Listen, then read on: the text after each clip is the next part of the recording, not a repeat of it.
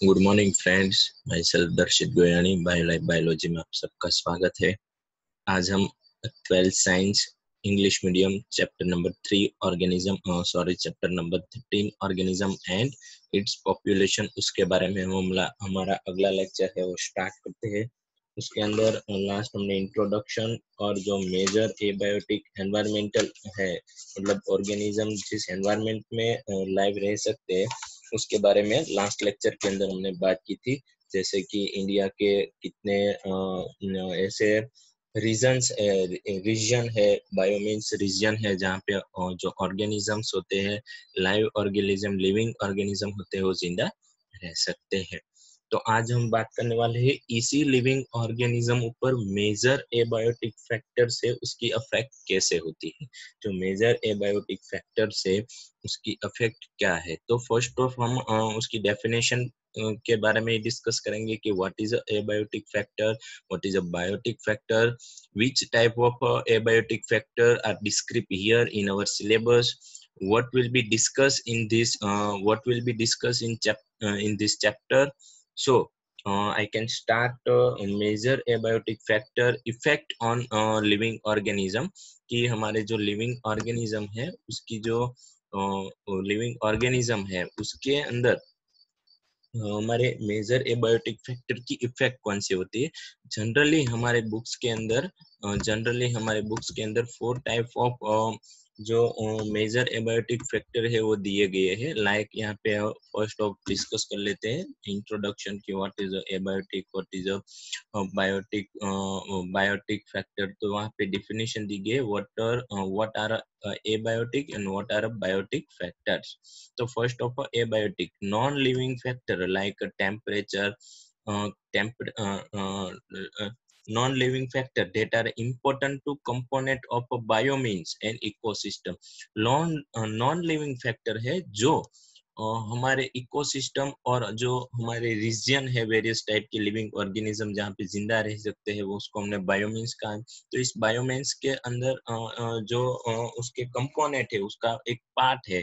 ऐसे जो non living factor उसको हम एबायोटिक फैक्टर कहते हैं। और उसके बाद बायोटिक जो लिविंग है और वंस लिविंग फैक्टर जो लिविंग और वंस लिविंग जो लिविंग ऑर्गेनिज्म दूसरे लिविंग ऑर्गेनिज्म को हेल्पफुल होता है, पार्टिसिपेट, उन दोनों की साइकिल चलती है। That are important two component of biome और इकोसिस्टम। दोनों ही बायोटिक और एबायोटिक जो फैक्टर्स है वो जो इकोसिस्टम और जो बायोमेंस जो रीजन है उसको उसका स्ट्रक्चर और उसका कंपोनेंट वो बनाने के लिए हेल्पफुल है, बायोटिक और एबायोटिक। तो आज हम हमारी बुक्स के अंदर जो दिए गए हैं मेजर अबायोटिक फैक्टर, यहाँ पे दिए गए हैं major abiotic factors are soil हमारा एबायोटिक फैक्टर है, वो जिंदा नहीं है, लिविंग ऑर्गेनिज्म नहीं है, लेकिन हम बात करें तो सॉइल के बिना कोई भी ऑर्गेनिज्म, कोई भी living organism, animal, plants etcetera जिंदा नहीं रह सकता। उसके बाद वाटर, तो वाटर के बिना भी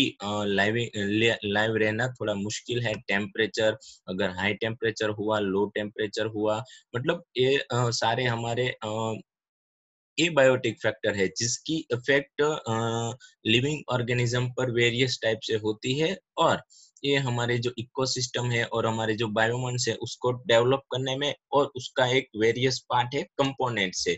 उसके बाद air, oxygen, CO2, hydrogen, nitrogen etcetera, और भी बहुत सारी गैसेस है जो एयर में होती है, जिसकी वजह से बहुत सारी रिएक्शन एनवायरनमेंट के अंदर होती है और जिसकी वजह से बेनिफिशियल और नॉन बेनिफिशियल प्रोडक्ट बनती है। And then after light is a sunlight, that is a light. तो ये हमारे फिफ्थ जो 5 टाइप के जो मेजर एबायोटिक फैक्टर है उसको डिस्कस करना है। उसमें से हमारी सिलेबस के अंदर, हमारी एनसीईआरटी के बुक्स के अंदर सिर्फ 4 ही मेजर एबायोटिक फैक्टर के बारे में डिस्कशन है। डिस्कशन मतलब किस टाइप का, बहुत सारे स्टूडेंट को ऐसा होता है कि ये सॉइल के बारे में क्या डिस्कस करना, वाटर के बारे में क्या डिस्कस करना, टेम्परेचर के बारे में क्या डिस्कस करना, लाइट के बारे में क्या डिस्कस करना। तो मैं आपको बता दूं कि सॉइल है तो सॉइल का कॉन्सेंट्रेशन, सॉइल कौन से कंपाउंड से बनी है, सॉइल का डिफरेंट डिफरेंट रीजन में सॉइल डिफरेंट डिफरेंट टाइप की होती है। जैसे हम पहले के प्रीवियस स्टैंडर्ड के अंदर पढ़ गए सॉइल के टाइप, तो ऐसी सॉइल जो डिफरेंट डिफरेंट रीजन के अंदर जो डिफरेंट डिफरेंट टाइप की सॉइल आती है, तो इसकी वजह से जो लिविंग ऑर्गेनिज्म होते हैं वो लिविंग ऑर्गेनिज्म हैबिटेड होते हैं, एडेप्ट होते हैं, हैबिटेड होते हैं, एडेप्ट होते हैं कोई स्पेसिफिक रीजन में, स्पेसिफिक सॉइल में जिंदा रहने के लिए। उसके बाद वाटर, वाटर का भी टाइप, बहुत सारे टाइप्स के वाटर होते हैं, हाईली कॉन्सेंट्रेटेड, नॉन कॉन्सेंट्रेटेड, लो कॉन्सेंट्रेटेड। कोई बहुत सारे एनिमल है वो हाईली कॉन्सेंट्रेटेड वाटर्स के अंदर जिंदा रह सकते हैं, बहुत सारे एनिमल्स है वो फ्रेश वाटर में जिंदा रह सकते हैं। उसके बाद जो प्लांट्स है उसको लाइव रहने के लिए भी बहुत सारे ऐसे प्लांट है जिसको फ्रेश वाटर ही जिंदा रहने के लिए चाहिए, बहुत सारे ऐसे प्लांट है जिसको कॉन्सेंट्रेटेड स्लांट वाला जो पानी है, मतलब जो खारा पानी है, जो से वाटर है, ओशन वाटर है, उसका पानी भी चलता है। तो इस तरह से जो प्लांट्स होते हैं वो एडेप्ट हुए हैं स्पेसिफिक हैबिट, मतलब स्पेसिफिक उसकी हैबिट होती है, हैबिटेड होती है और स्पेसिफिक रीजन में वो एडेप्ट होते हैं। उसके बाद टेम्परेचर की बात करूँ तो वेरियस रीजन में temperature high, low and medium होता है। तो बहुत सारे एनिमल लो टेम्परेचर में जिंदा रहने के लिए एडेप्ट होते हैं, बहुत सारे एनिमल हाई टेम्परेचर में जिंदा रहने के लिए एडेप्ट होते हैं, और ज्यादातर animal normal temperature, medium temperature में जिंदा होने के लिए एडेप्ट होते हैं, हैबिटेड होते हैं।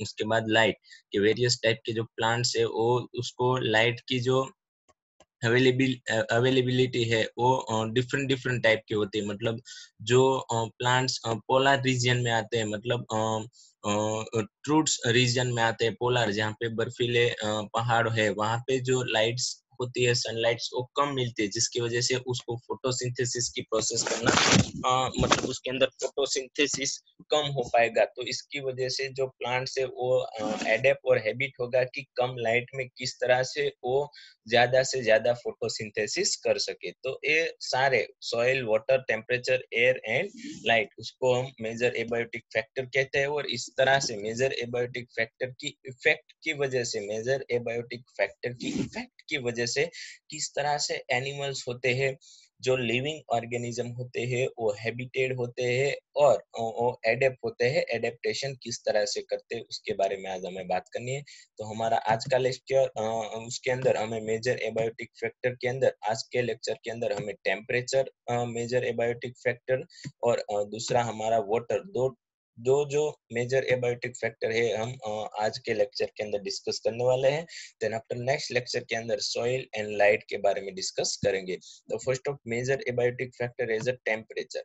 तो ओवरव्यू में आपका बता दूं कि पूरा अर्थ है, पूरी अर्थ है, उसके अंदर जो दिन और रात का जो साइकिल सर्कुलेशन चलता है, इसकी वजह से जो डिफरेंट टाइप के रीजन है, लाइक जो पोलर रीजन है वहां पे बर्फीले पहाड़ आए हैं, तो वहां पे जो एनिमल, मतलब बहुत लो टेम्परेचर होगा, तो वहां पे जो एनिमल को जिंदा रहना है, लिविंग ऑर्गेनिज्म को जिंदा रहना, तो हैबिटेड होना होगा, एडेप्टेशन करना पड़ेगा। उसके बाद बहुत सारे एनिमल ऐसे हो कि बहुत सारे अर्थ का, मतलब हमारे प्लानिट का रीजन ऐसा है कि जहाँ पे बहुत ज्यादा गर्मी, डेजर्ट रीजन है, जहाँ पे डेजर्ट रीजन है, ऐसे रीजन में बहुत ज्यादा गर्मी होती है समर के अंदर। तो वहां पे जो ऑर्गेनिज्म है, उस ऑर्गेनिज्म, उस लिविंग ऑर्गेनिज्म को ज्यादा, बहुत ज्यादा जो टेम्परेचर हो, वो टेम्परेचर में एडेप्टेशन करना पड़ेगा, हैबिटेट होना पड़ेगा। और ज्यादातर 50 to 60% एनिमल ऐसे है जो मीडियम, मतलब टेम्परेचर हाई भी नहीं होगा और लो भी नहीं होगा, ऐसे रीजन में वो जिंदा रहने के लिए एडेप्ट हुए हैं। तो इसकी बात करनी है। तो चलिए आज हम हमारा जो फर्स्ट एबायोटिक फैक्टर है, first abiotic factor as a temperature, उसके बारे में डिस्कस करते हैं। तो मैं आपको बता दूं कि फर्स्ट हमारा जो एबायोटिक फैक्टर है वो है temperature. That I will start the lectures. Temperature is a first abiotic factor. जैसे मैंने बताया था कि temperature is a most important ecological relevant environmental factor. ये जो इकोलॉजिकल जो एनवायरमेंटल है उसके अंदर जो टेम्परेचर है वो मोस्ट रिलेवेंट फैक्टर है, इम्पोर्टेंट है। मतलब आप अर्थ प्लेनेट, हमारा प्लेनेट का एक बार जो मेजर एबायोटिक फैक्टर है उसमें से टेम्परेचर निकाल दीजिए कि चलो कोई प्लेनेट के अंदर टेम्परेचर नहीं है, टेम्परेचर जैसी कुछ चीज ही नहीं, कुछ ऐसा फैक्टर ही नहीं है, तो आप सोच सकते हैं कि किस तरह से हमारे प्लेनेट के अंदर जो ये पूरी इकोसिस्टम किस तरह से डेवलप होगी। तो that is not possible. So temperature is a most important ecological relevant environmental factor. You are aware that the average temperature on land varies seasonally. हमें पता है कि जो अर्थ का सन की सन लाइट मतलब जो हमारा सन है उसके उसका राउंड लगाती है, हमारा प्लैनेट राउंड लगाती है। इसकी वजह से जो वेरियस सीजनल हमें दिखाई देती है, समर, विंटर एंड मॉनसून, तो इसकी वजह से डिफरेंट डिफरेंट सीजन में डिफरेंट डिफरेंट सीजन में जो टेम्परेचर होता है उसका लेवल डिफरेंट डिफरेंट होता है। Decrease progressively from the equator toward the poles and the from plains the mountain tops. ये जो टेम्परेचर है वो डिफरेंटली, ये हमारी पूरी अर्थ है तो इसके अंदर ये जो माउंटेन टॉप्स है वहां पे टेम्परेचर थोड़ा लो होगा। यहाँ पे जो डेजर्ट रीजन है, जो प्लेन्स रीजन है, प्लेन्स मतलब जहाँ पे स्पेस, जहाँ पे खुली जगह स्पेस पड़ी हुई है जैसे कि डेजर्ट रीजन, तो वहां पे टेम्परेचर हाई होगा। तो इसकी वजह से it range from the sub zero levels in polar area and high altitude to the more than 15 degree centigrade in tropical desert in the summer. Summer के अंदर डेजर्ट रीजन है उसका टेम्परेचर कितना होगा, 50 degree centigrade. There are however unique habitat such as the thermal spring. उसके अलावा भी unique habitat present है, ऐसे एनिमल, ऐसे जो लिविंग ऑर्गेनिज्म है वो भी हमारी अर्थ में जिंदा रहते हैं, जैसे कि थर्मल स्प्रिंग एंड डीप से हाइड्रोथर्मल वेंट से वहां पे एवरेज टेम्परेचर 100 डिग्री सेंटीग्रेड से ज्यादा और मिनिमम 100 डिग्री सेंटीग्रेड होता है। मतलब आपको पता है कि वो पानी कितना गर्म होगा, तो उस टेम्परेचर में जिंदा रहना इम्पॉसिबल है। लेकिन बहुत सारे यूनिक एनिमल है, लिविंग ऑर्गेनिज्म है, जैसे कि बैक्टीरिया, तो बैक्टीरियल की सम स्पीसीज यूनिसेल्युलर ऑर्गेनिज्म होते हैं, वो इस तरह की हैबिट और इस तरह के एडेप्ट हुए हैं थर्मल स्प्रिंग और से हाइड्रोथर्मल वेंट्स के अंदर, मतलब वहां पे वैसे रीजन के अंदर भी वो जिंदा रह सकते हैं। मतलब ये यूनिक है, मतलब इसकी इफेक्ट आप देख सकते हैं कि जहाँ पे भी जैसी इफेक्ट, मतलब ये मेजर एबायोटिक फैक्टर है टेम्परेचर, उसके अंदर जो डीप से हाइड्रोथर्मल वेंट्स है वहां पे और थर्मल स्प्रिंग के अंदर टेम्परेचर हाई है, तो वहां पे रहने वाले ऑर्गेनिज्म हैबिटेट हो गए हैं और एडेप्ट हो गई है कि वहां पे इतने टेम्परेचर में भी जिंदा रह सके। It is a general knowledge, एक यहाँ पे एग्जांपल दिया गया है, it is a general knowledge, the mango tree do not can not grow in Canada and Germany.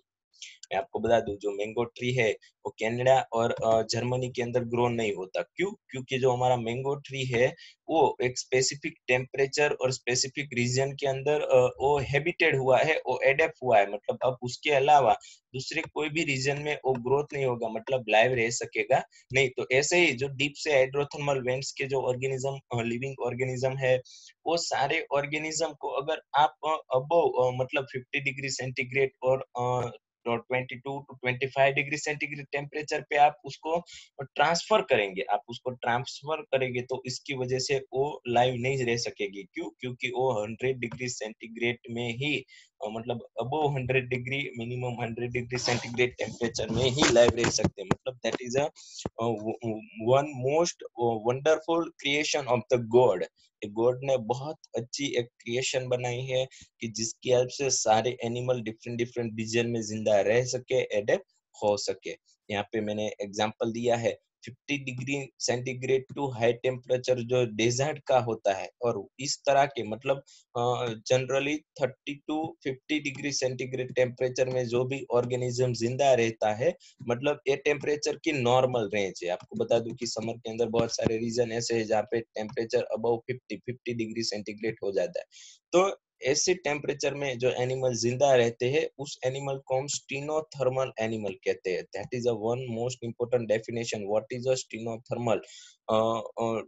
Give the defined stenothermal animal, जैसे एनिमल, इस तरह के एनिमल जो टेम्परेचर की नॉर्मल रेंज में एडेप्ट हुए हैं और हैबिटेट हुए हैं, जैसे कि some of example forest animal, human being etcetera. तो आपको बता दूं कि ह्यूमन बीइंग है वो टेम्परेचर की नॉर्मल रेंज मतलब 30 to 50 डिग्री सेंटीग्रेड तक उसको टेम्परेचर की नॉर्मल रेंज में वो जिंदा रह सकता है। लेकिन अगर आपको उसको लो टेम्परेचर के अंदर ले जाए, थर्मल जो हाइड्रोथर्मल वेंट्स और जो थर्मल स्प्रिंग है उसके अंदर अगर आप जो ह्यूमन बीइंग है और अदर एनिमल है उसको हाई टेम्परेचर में ले जाए तो जिंदा नहीं रह सकते, उसका वो डेथ हो जाता है, उसको डेथ हो जाता है। तो मतलब इस तरह के जो एनिमल है जो 15 डिग्री सेंटीग्रेड टेम्परेचर और डेजर्ट में और इतना टेम्परेचर इतनी टेम्परेचर के अंदर एडेप्ट हो सकते हैं, उसको हम बोलते हैं स्टीनोथर्मल एनिमल। उसके बाद above 100 degree centigrade, 100 degree centigrade से भी ज्यादा टेम्परेचर में जिंदा रहने वाले जो ऑर्गेनिजम्स है, वो बैक्टीरिया है, उसको हम बोलते हैं, इस तरह के एनिमल है उसको हम बोलते हैं यूरोथर्मल एनिमल। हमारी बुक्स के अंदर डेफिनेशन दी गई है, let's we will discuss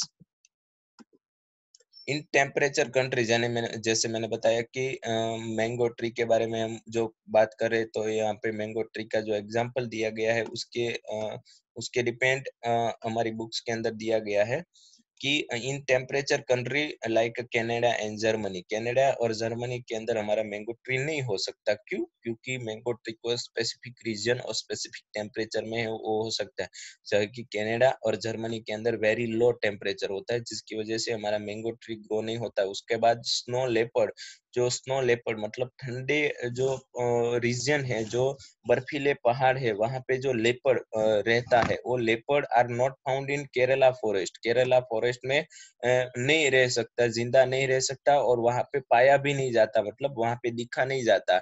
and turn fish और टूना फिश, जो टूना फिश होती है, are rarely caught behind the tropical latitude in the ocean. और जो टूना फिश है वो जो रेयरली बहुत कम ही वो tropical altitude in the ocean, ocean का जो स्पेसिफिक रीजन है जहाँ पे टेम्परेचर मेंटेन रहता है वहां पे ही वो जिंदा रह सकती है। उसके अलावा उस रीजन में से वो दूसरे रीजन में, ओशन तो बहुत बड़ा होता है तो वहां पे वो जिंदा नहीं रह सकती। इसका सीधा मतलब यही है कि जो एनिमल जो भी टेम्परेचर जो भी रीजन में एडेप्ट हुए है वही उसका मतलब वहां पे ही वैसे ही रीजन के अंदर वो जिंदा रह सकता है। आपको मैं बता दूं कि एक ह्यूमन बीइंग ही ऐसा एनिमल है, ह्यूमन बीइंग ही ऐसा एनिमल है कि ये जो मेजर एबायोटिक फैक्टर है उससे बचने के लिए वेरियस टाइप की जो मेथड्स है वो यूज करता है। वो हम हमारे इसी चैप्टर के अंदर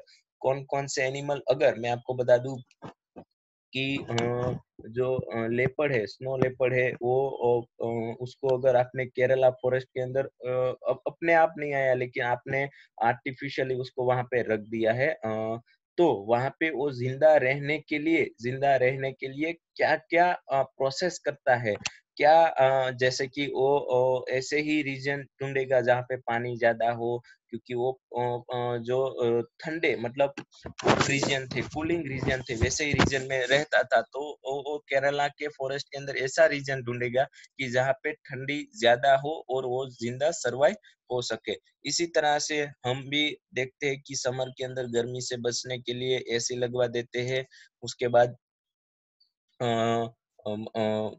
विंटर के अंदर हम स्वेटर पहन लेते हैं ठंडी से बचने के लिए।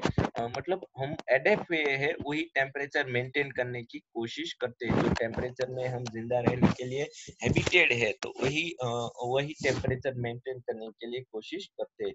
इसी तरह के you can appreciate the significance of the temperature to living organism when you are a realize when you are realize that it affected to kinetic enzyme and throughout the is metabolic activity and other physiological function of the organism. मैं आपको बता दूं कि अब आपको पता चल गया होगा कि जो टेम्परेचर है उसकी अफेक्ट, टेम्परेचर की अफेक्ट जो टेम्परेचर की अफेक्ट है वो अफेक्ट एनिमल लिविंग ऑर्गेनिज्म की जो फिजियोलॉजिकल फंक्शन है और जो मेटाबॉलिक एक्टिविटी है वो चलाने के लिए, जैसे कि हमें पता है कि मीडियम टेम्परेचर हुआ, जैसे कि कोई मेटाबॉलिक, ह्यूमन की जो मेटाबॉलिक डाइजेशन सिस्टम है, तो डाइजेशन सिस्टम है मतलब हमारा जो इंटेस्टाइन है, हमारा जो other small intestine, long intestine, other जो specific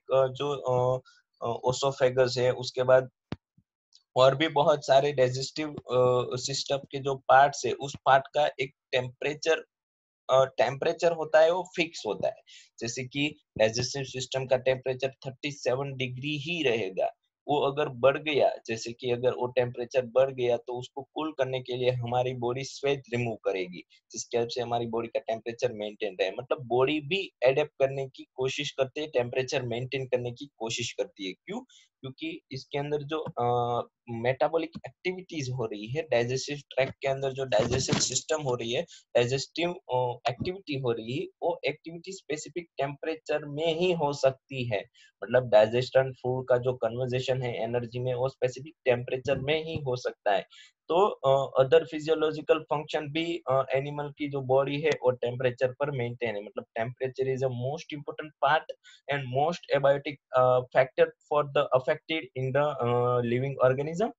A few organisms can tolerate and then thrive in a wide range of temperature. जैसे मैंने बताया था कि बहुत ऐसे ऑर्गेनिज्म होते हैं, वो ऑर्गेनिज्म टेम्परेचर की हाई रीजन में भी जिंदा रह सकते हैं, उसको हम बोलते हैं यूरोथर्मल ऑर्गेनिज्म और animal. But vast majority of them restricted a narrow range of temperature.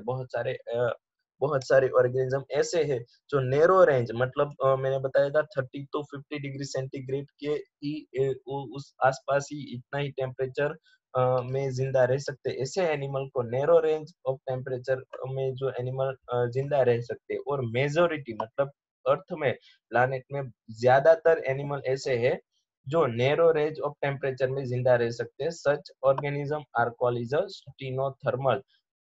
the levels of the thermal tolerance of a different species determine to large extent their geographical distribution। और इसकी वजह से जो thermal, जो हमारी अर्थ है, ये हमारी अर्थ है, उसके अंदर डिफरेंट डिफरेंट रीजन में टेम्परेचर डिफरेंट डिफरेंट है। इसकी वजह से जो एनिमल है, जो स्पेसिफिक टेम्परेचर में ही सर्वाइव हो सकते हैं और स्पेसिफिक टेम्परेचर में हैबिट हुई है, तो ऐसे जो ये जो एनिमल है, और डिफरेंट डिफरेंट रीजन में सर्वाइव होने के लिए चले जाते हैं। मतलब हमें पता है, जैसे कि यहाँ पे एग्जांपल दिया कि टूना फिश है, वो specific latitude, tropical latitude ocean में ही दिखी जाती है।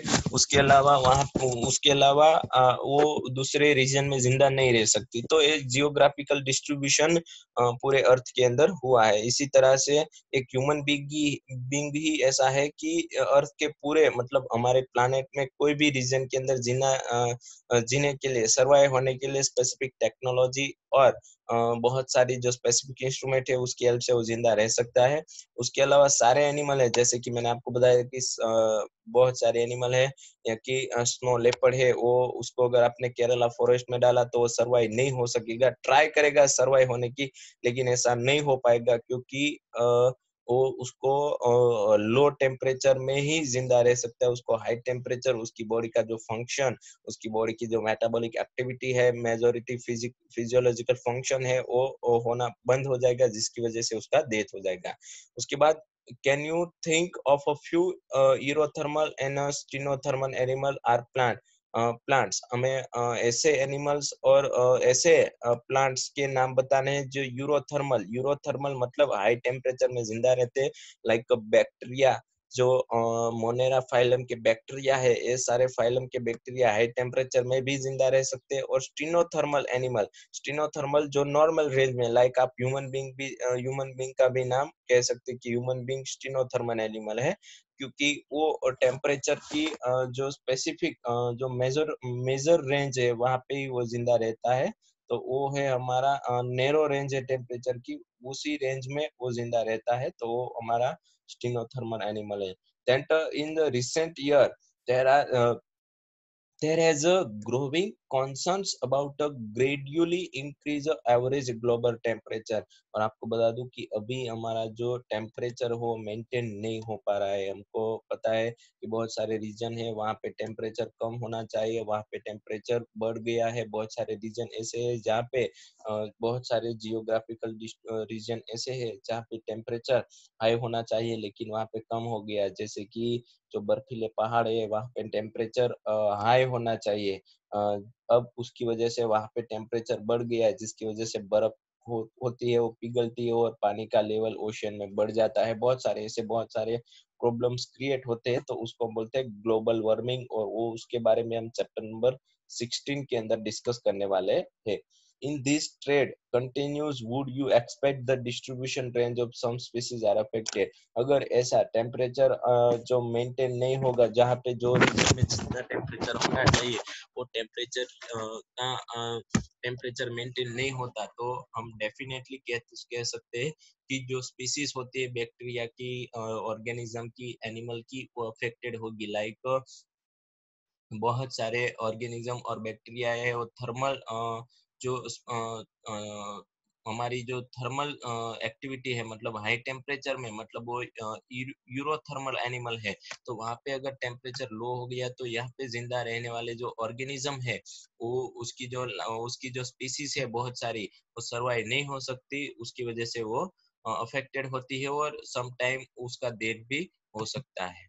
तो ये हमारी मेजर एबायोटिक फैक्टर टेम्परेचर के बारे में डिटेल थी। और उसके बाद ये इंडियन बायोमल रीजन है, ये सारे रीजन है जहाँ पे आप देख सकते हैं कि ये पूरा इंडिया का मैप है जहाँ पे डिफरेंट डिफरेंट रीजन के बारे में बताया गया है कि कौन से रीजन में टेम्परेचर, कौन से रीजन में क्या बायोमल प्रेजेंट है। लाइक आप देख सकते हैं बर्नर लैंड, उसके बाद बिल्ट अप एंड अर्बन, कोपर land, deciduous forest, evergreen forest, मतलब ये जो ग्रीन पार्ट है वो सारा हमारा ग्रीन फॉरेस्ट है। आप देख सकते हैं यहाँ पे केरल का पूरा भाग है जहाँ पे ग्रीन फॉरेस्ट है। मतलब ये सिर्फ आपकी अंडरस्टैंड के लिए है, आपको कुछ एग्जाम में ऐसा कुछ आप पूछने में नहीं आएगा। उसके बाद नेक्स्ट हम देखते हैं वाटर। सेकंड हमारा जो एबायोटिक फैक्टर है उसका नाम है वाटर। तो वाटर की इफेक्ट भी बहुत तो सारे एनिमल पे ही टेम्परेचर की जैसे ही होती, मतलब बहुत सारे एनिमल होते हैं वो वाटर की स्पेसिफिक वाटर जो कि एक्वेटिक एनिमल है उसके उसको इस वाटर की जो अफेक्शन है वो मतलब ज्यादा होती है, उसकी जो सिम्टम्स है वाटर के अफेक्शन के वो जो एक्वेटिक एनिमल है उसके अंदर ज्यादा दिखते हैं। Water is another the most important factor influencing the life of organism. In fact life on earth originate in water and unsuitable without water। आप सोच सकते हैं कि अर्थ पे पानी न हो तो लाइफ भी पॉसिबल नहीं है, लाइफ भी पॉसिबल नहीं है, मतलब विदाउट वाटर लाइफ को लिविंग ऑर्गेनिज्म को जिंदा रहना पॉसिबिलिटी नहीं है। It is availability is so limited in a desert that only special adaptation make it is a possible for the organism to live here। it is availability मतलब water की availability पे depending बहुत सारे reason अर्थ में ऐसे हैं जहाँ पे वाटर कम मिलता है, तो वहाँ पे एक स्पेशल एडेप्टेशन वाले ही एनिमल सर्वाइव हो सकते हैं, लाइव हो सकते हैं। उसके बाद the productivity and distribution of plant also heavily depended on water। so productivity and distribution of plant, जो प्लांट है उसकी प्रोडक्टिविटी मतलब वहां से प्लांट में से कितनी प्रोडक्ट हमें मिलेगी।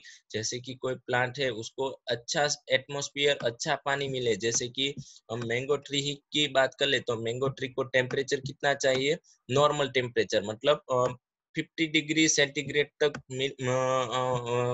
टेम्परेचर उसको मिलेगा तो चलेगा, उससे ज्यादा भी नहीं और उससे कम भी नहीं। मतलब टेम्परेचर की कौन सी रेंज उसको पॉसिबल है, टेम्परेचर की उसकी जो टेम्परेचर की जो स्पेसिफिक रेंज है वही उसी रेंज में वो जिंदा रह सकता है, उसी रेंज के अंदर वो एनिमल है वो जिंदा रह सकता है। जो नैरो रेंज है टेम्परेचर की, नैरो रेंज में ही ये जो हमारा मैंगो ट्री है वो लाइव रह सकता है। उसी नैरो रेंज का टेम्परेचर में ही अगर जो हमारा प्लांट्स बोया गया है तो उसी प्लांट में अच्छी प्रोडक्टिविटी, मतलब जो मैंगोज के जो मैंगोज फ्रूट हो गए वो अच्छे आएंगे।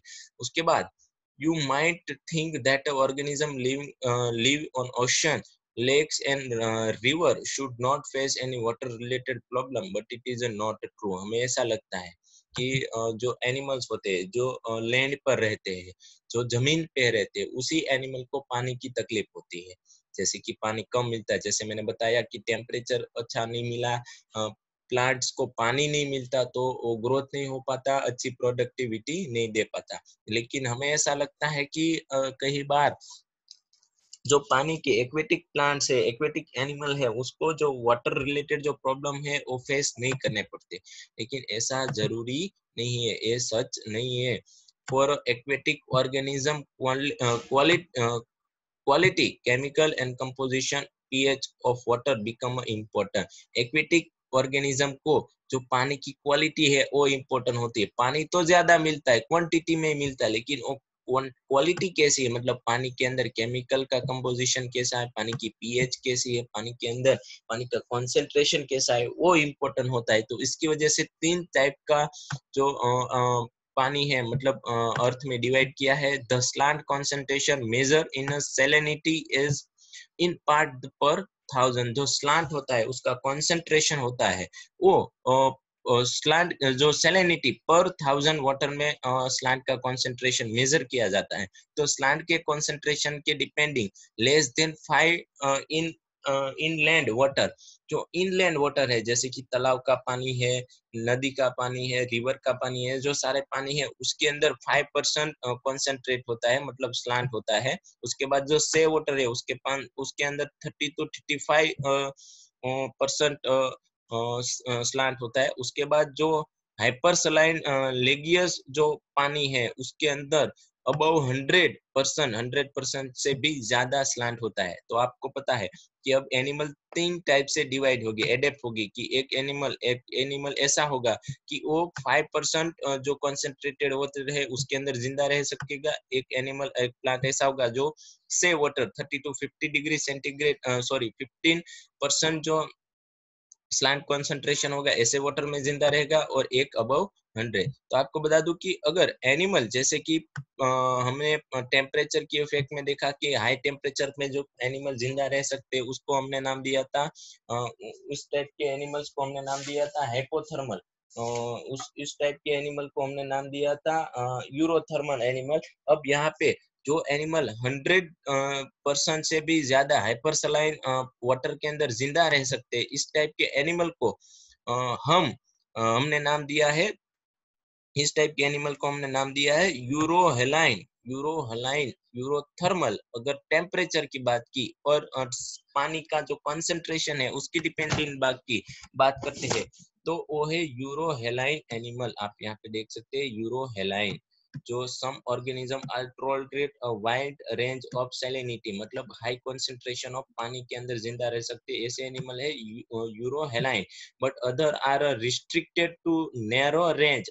दूसरे ऐसे हैं जो नैरो रेंज, मतलब 5 से 35 तक जो एनिमल होते हैं, 5% से 35% तक जो वाटर कंसंट्रेशन होता है उसकी डिपेंडेंट वो जिंदा रह सकते हैं। उस टाइप के एनिमल को हम कहते हैं स्टीनोहेलाइन, उसको कहते हैं हम स्टीनोहेलाइन। मतलब हमें याद रखना है कि वाटर टेम्परेचर और वाटर के अंदर अगर हाई कंसंट्रेटेड वाटर के अंदर जिंदा रहने वाले एनिमल यूरोहेलाइन, और लो कंसंट्रेटेड नैरो रेंज के अंदर नैरो रेंज ऑफ वाटर के अंदर जिंदा रहने वाले एनिमल स्टीनोहेलाइन बोलते हैं। डेफिनेशन पूछी जा सकती है, एमसीक्यू में बहुत बार आ सकता है, तो आपको याद रखना है। उसके बाद मैं आपको बता दूं कि जो हाई कॉन्सेंट्रेटेड एनिमल है यहाँ पे जो अबव 100, उसको अगर आप जो लो कॉन्सेंट्रेटेड पानी है उसके अंदर डाले, जैसे कि यहाँ पे कोई फिश है तो इस फिश को आप हाई कॉन्सेंट्रेटेड पानी में से लो कॉन्सेंट्रेटेड पानी में डाले तो जिंदा रह सकती नहीं, क्योंकि उसको ऑस्मोटिक प्रॉब्लम क्रिएट होता है, उसकी बॉडी में ऑस्मोटिक प्रॉब्लम क्रिएट होता है। ऐसे ही वाइसा वर्सिस जो फ्रेश वाटर के अंदर जो पानी है, मतलब फ्रेश वाटर का जो कॉन्सेंट्रेशन होगा पानी का वो कम होगा, तो वो उस टाइप के जो पानी के अंदर एनिमल है, उस एनिमल को अगर आप हाई कॉन्सेंट्रेटेड पानी में, हाइपर सलाइन पानी के अंदर डालेंगे तो वो भी वहां पे जिंदा रह सकते नहीं। तो that is a very critical problem. Let's we understand to how osmosis osmotic process are created. Many freshwater animal cannot live from a long in a say water and vice versa because for the osmotic problem. क्या है osmotic problem? हम 11th के अंदर ये osmotic problem पढ़ गए।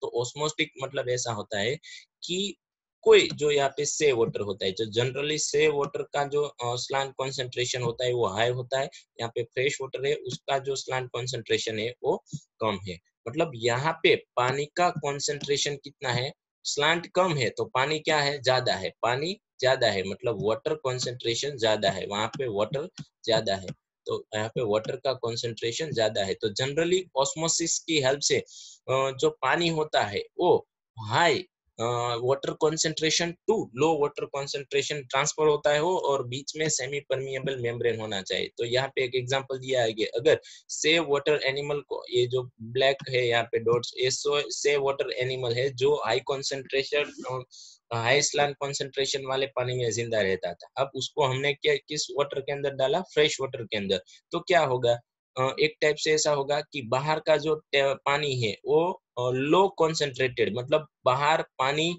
का concentration लो है, मतलब बाहर पानी ज्यादा है, पानी के मॉलिक्यूल्स कितने हैं, ज्यादा है, और अंदर आप देख सकते हैं जो एनिमल है, एनिमल के अंदर जो उसका जो सेल का जो साइटोप्लाज्म होगा, सेल का जो साइटोप्लाज्म होगा, वो साइटोप्लाज्म वो हाई कॉन्सेंट्रेटेड होगा। तो पानी generally high concentrated to low concentrated, मतलब जो बाहर का जो मतलब जो यहाँ पे आप देख सकते हैं पूरा जो मैंने राउंड किया है, ये राउंड वाला ये हमारा पानी का रीजन है जो फ्रेश वाटर है, और उसके अंदर हमने से वाटर की एनिमल एक मछली डाल दी है। तो उसके अंदर ओस्मोसिक हो गए, जो हमारा H2O है, जो बाहर पानी का कंसंट्रेशन हाई है और अंदर पानी का कंसंट्रेशन कम है, मतलब बाहर पानी का कंसंट्रेशन हाई है, मतलब हाइपरटोनिक पानी है हमारा, बाहर का जो पानी है उसका कंसंट्रेशन हाई है, और जो एनिमल है उसके अंदर जो पानी का कंसंट्रेशन है वो कैसा है, लो कंसंट्रेशन है। तो पानी है generally high concentration to low, मतलब ये जो H2O है वो ये जो से वाटर के एनिमल है उसके अंदर चला जाएगा और टर्गर प्रेशर क्रिएट होगा। टर्गर प्रेशर की वजह से जो एनिमल है उसकी डेथ हो जाएगी।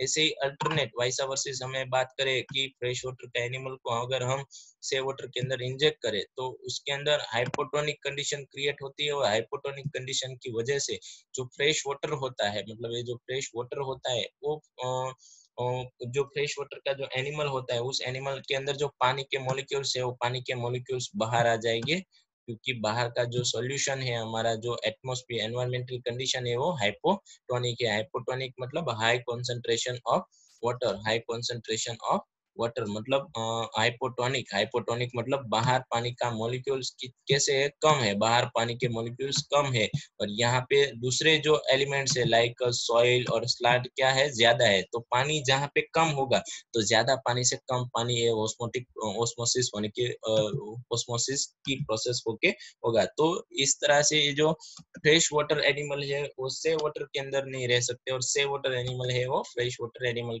के अंदर नहीं रह सकते। Let we discuss the osmosis. आप देख सकते हैं कि हाइपोटोनिक सॉल्यूशन, हाइपोटोनिक सॉल्यूशन मतलब यहाँ पे जो पानी है उसकी हाइपोटोनिक सॉल्यूशन का मतलब ये है कि जो पानी है पानी के अंदर जो एक्स्ट्रा सेल्यूलर स्पेस होती है वो आप देख सकते हैं बहुत ज्यादा है। एक्स्ट्रा सेल्यूलर स्पेस मतलब सिंपल बात है, जो पानी होता है हाइपोटोनिक है। हाइपोटोनिक मतलब यहाँ पे वाटर का मॉलिक्यूल ज्यादा, और दूसरे जो एलिमेंट्स है जो डिजोल्व नहीं हुए पानी के अंदर, दूसरे एलिमेंट डिजोल्व नहीं है, मतलब ये फ्रेश वाटर है। और यहाँ पे साइटोसोल मतलब सुक्रोज का कुछ ऐसा इस तरह का कुछ सॉल्यूशन है कि पानी के अंदर सुक्रोज के मॉलिक्यूल डिजोल्व हुए हैं, मतलब पानी का मॉलिक्यूल्स यहाँ पे कम है, तो पानी के मॉलिक्यूल्स हाई टू लो यहाँ पे ट्रांसफर हो गए। उसके बाद टॉनिक मतलब दोनों तरफ, मतलब साइटोसोल यहाँ पे भी पानी का मॉलिक्यूल इक्वल और दोनों तरफ पानी के मॉलिक्यूल इक्वलाइज होते हैं। और उसके अलावा हाइपरटोनिक की बात करें तो हाइपरटोनिक मतलब जो एक्स्ट्रा सेल्यूलर स्पेस है वहां पे कंसंट्रेशन हाई है, मतलब यहाँ पे पानी के साथ अदर जो एलिमेंट्स है वो डिसॉल्व हुए हैं, जिसकी वजह से पानी के मॉलिक्यूल्स कम है और अदर एलिमेंट्स के मॉलिक्यूल ज्यादा है। तो पानी यहाँ पे साइटोसोल में ज्यादा है, तो साइटोसोल टू पानी कहाँ पे आएगा, एक्स्ट्रा सेल्यूलर स्पेस में अंदर, वो कंडीशन बन जाती है हाइपोटोनिक सॉल्यूशन।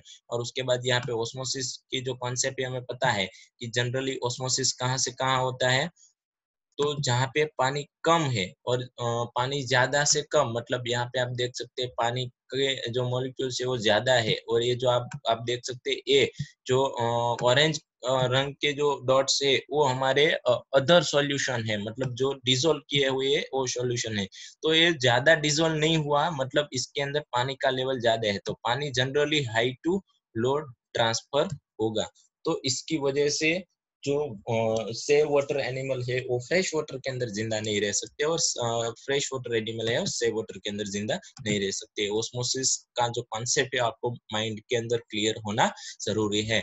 तो थैंक यू। आज हमने दो जो मेजर एबायोटिक फैक्टर थी वाटर एंड टेम्परेचर के बारे में बात की। लास्ट दूसरे लेक्चर के अंदर मतलब नेक्स्ट लेक्चर के दौरान हम लाइट एंड सॉइल जो मेजर एबायोटिक फैक्टर है उसके बारे में डिस्कस करेंगे। Thank you very much.